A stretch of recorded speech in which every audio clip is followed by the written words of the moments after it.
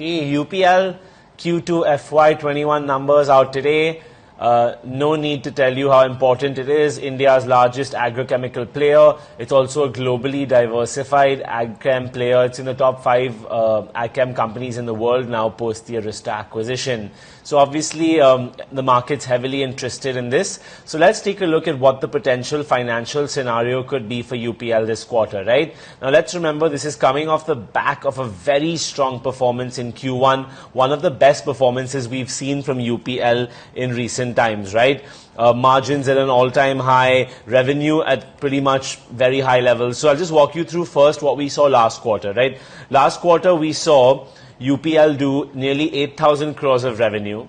We saw them do a 23% EBITDA margin, which is pretty much one of the best quarters they've had in history, barring December of 2019. They did an 800 crore PBT and they did a 550 crore profit. So it was a fairly strong Q1, which for ag-chem businesses tends to be seasonally a slower quarter. Now in Q2, what we're gathering from brokerage polls is that sales should improve slightly. So you should look at a figure of 8,000 crore versus last year's 7,800 crore. On a Q1Q basis, it'll look slightly enlarged as well. Q1 sales were 7,800, right? Now, EBITDA for this quarter is 1,800. That's slightly less than last quarter's 1,830, but a decent growth over last year's 1,447 crore.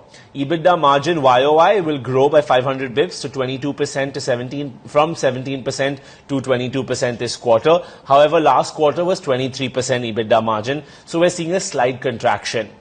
Profitability as well, 530 crore versus last year's 166, but again a slight tapering off versus last quarter's 550. So what are we seeing? That Q on Q sales are growing but profitability is not. YoY sales are growing and profitability is growing. Now, why is the Q-on-Q profitability not growing? That's because a large revenue of UPL, being a global player, comes in dollar. And we all know the dollar has weakened over the last couple months considerably, right? So that's the currency impact you have to gauge, which is going to hit your margins.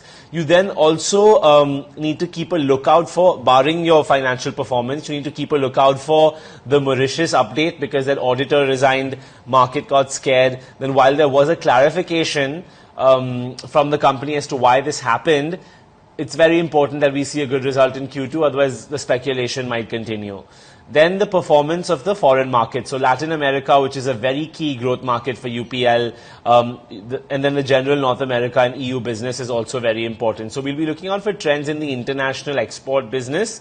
Then overall the working capital cycle, which was 84 days last quarter, we'll see how much that changes, and then that's likely to impact your debt reduction ability as well. The management has recently said that they're very keen on paying down debt aggressively. So let's see, good cash generation in this quarter for UPL might mean significant debt reduction on the cards.